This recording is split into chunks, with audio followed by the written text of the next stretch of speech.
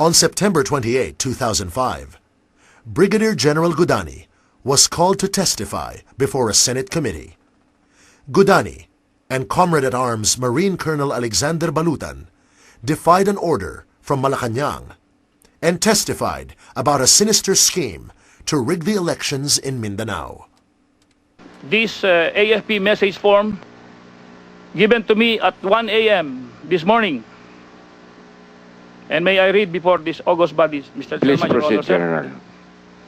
From the Chief of Staff, Armed Forces of the Philippines, to the Superintendent PMA, AFP, Info, OLA, AFP, per instruction of Her Excellency PGMA, no AFP personnel shall appear before any congressional or Senate hearing without her approval. Inform General Francisco Gudani and Colonel Alexander Balutan accordingly. Signed, Major Aaron, CDO, notwithstanding, for love of God and country, I am now appearing here to tell you and the sovereign people whom we have sworn to serve and protect the truth, the whole truth, and nothing but the truth. First of all, I would like to inform the Senate committee that the conversation in the Garci tape pertaining to a general who was ordered to leave his assignment during the very critical time when he was badly needed by his unit during the counting of votes of the recent national election is absolutely true. That conversation pertaining to a general who was relieved of his position for merely doing his duty of seeing to it that there should be an honest, clean, and fair election is absolutely true. Why do I say this, Mr. Chairman, Your Honors? It is because I am that general. When I was able to talk with a classmate from the Philippine Military Academy, who is now occupying also a top-level position in the Armed Forces of the Philippines, he informed me by saying that after a lot of money has been given to concerned individuals for them to deliver the necessary votes in favor of President Gloria Arroyo, and also my classmate told me that Garci asked the Provincial Election Supervisor of Lanao del Sur, Ray Sumalipao, if he could rig the election in the place. Sumalipao replied, he could not rig the election with Gudani around. All that I could say is that I did my best to do my duty as a professional soldier so that the task given to us to preserve the sanctity of the ballot would be performed. I saw to it that this mission has been communicated to my subordinate commanders, one of whom is present here, the battalion commander of the 7th Marine Battalion, Colonel Balutan. And I saw to it that this order was implemented religiously by constantly monitoring, overtly and covertly. Ironically, what I got in return was an order of relief from my post. What made it worse is that I was replaced by an army colonel, in spite of the fact that almost all members of the Joint Task Force now were Marine soldiers. Have you heard of anything, any irregularity in the counting or tabulating of the votes? In the separate towns of Wau and Mumbaran, where it was reported that FPJ got 0 votes. Wau, and what's that? Wau and Mumbaran, sir. Wau, Umbaran. Wau and Mumbaran. These were the 2 towns placed under 4th Division, sir, because it's very far from I have to travel 9 hours to book. In these 2 towns, you mean to say, General, in all the precincts, FPJ got 0? I can only remember another town, sir, where he was reported to have 0 vote. Another town was Punabayabao. Punabayabao. In Lanao del Sur, Your Honor, sir, with my due respect to all my friends, all our brother Maranaos,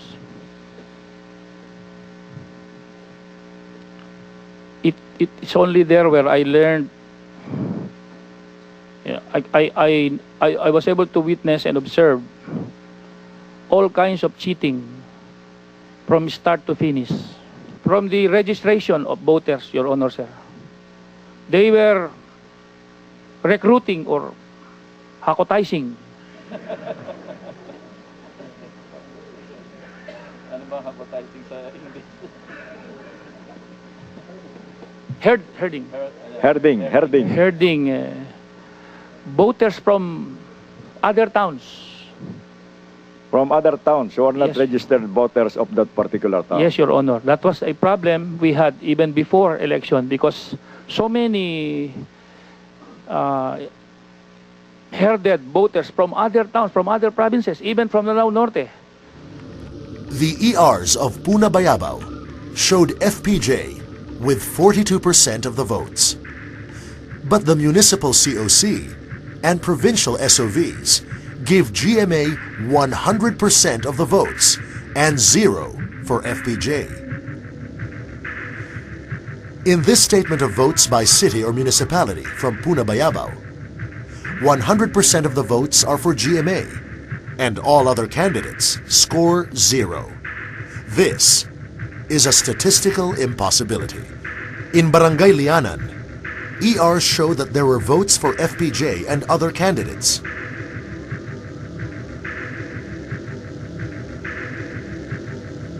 In Bumbaran, the ERs show GMA with 27% of the vote and FPJ with 73%.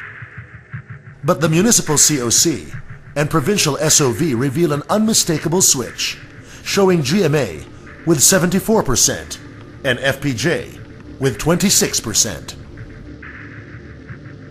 In Wao, the ERs again show GMA tailing with 33% of the vote and FPJ with 67%. But in the municipal COC and provincial SOV, we see the figures switched again, showing FPJ with 39% and GMA with 61%.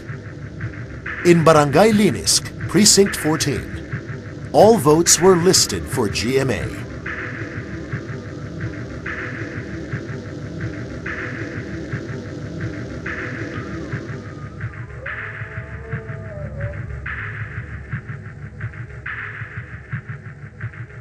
In Marawi City, we see an ER with tampered results, where the total in numbers for FPJ was 123. His total in words reads 54. Also note that the taras continue even after the tallying was closed.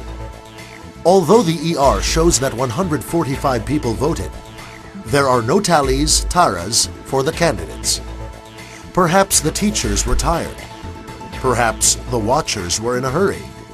Perhaps giving everyone a 0 was a sign of disgust and protest. This slide of provincial totals from Lanao del Sur illustrates that at the start, the ERs showed FPJ leading with 81% of the votes and GMA had 19%. The NAMFREL partial tally still showed FPJ in the lead. But the final PCOC, counted by Congress, showed GMA ahead with 75% of the vote against FPJ's 25%. The total votes affected by the very obvious dagdag bawas was 226,120.